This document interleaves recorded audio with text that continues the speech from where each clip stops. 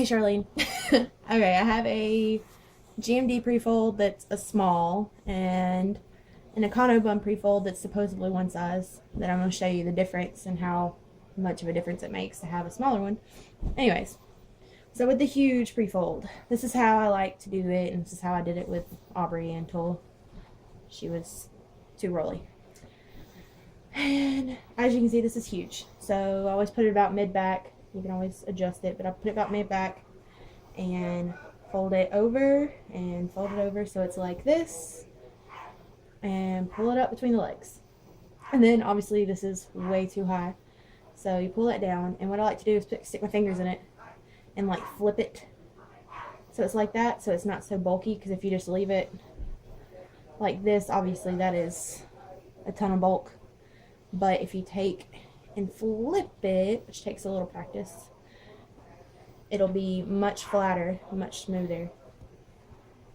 And then you take it, and all I have is pins. And just for future reference, when you're pinning, you pin it way tighter than what you would intentionally want the diaper to be, because it's going to loosen up quite a bit if I can get this stupid pin in. I'm a failure. Oh, it's all bulky. Never mind.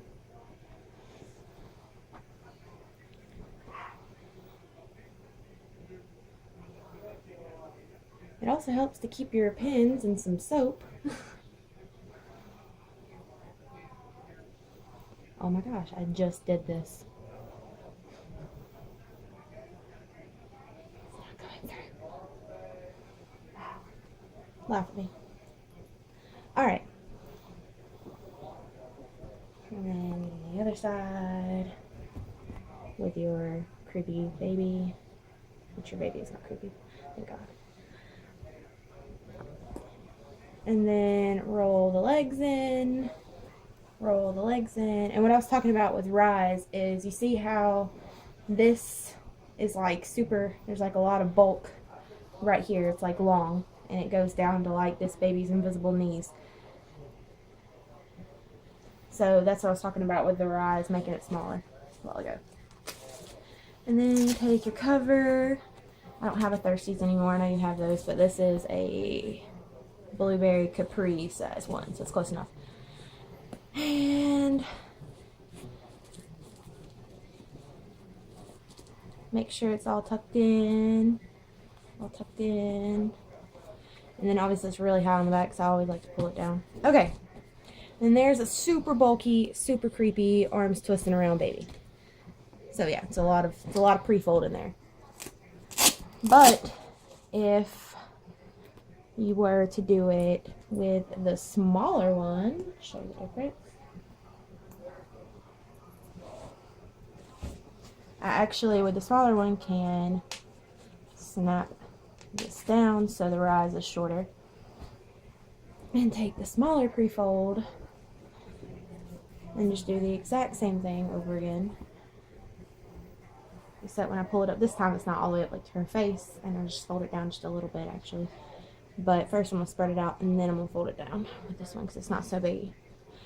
And then get the evil pins again.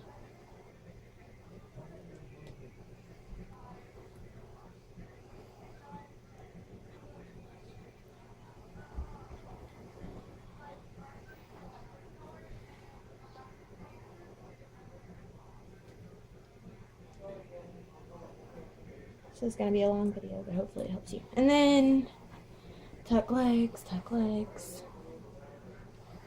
and get your cover.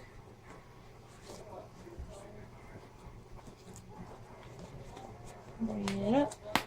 Oh, well, it unsnapped. Oh well.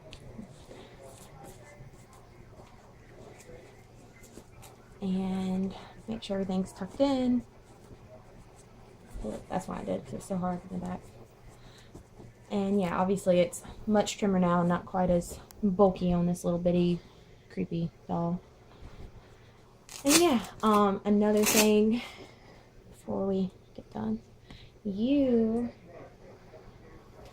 are doing it, I think, like move creepy arm doll are doing it like this, right? I think.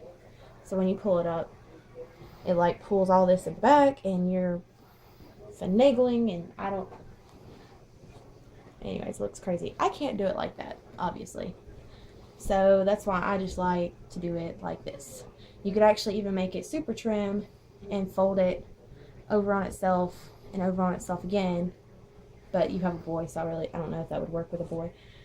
And do it like that instead, and it'll make it even trimmer through the legs. But fact of the matter is, it just takes a lot of practice. So yeah, creepy baby doll. Okay.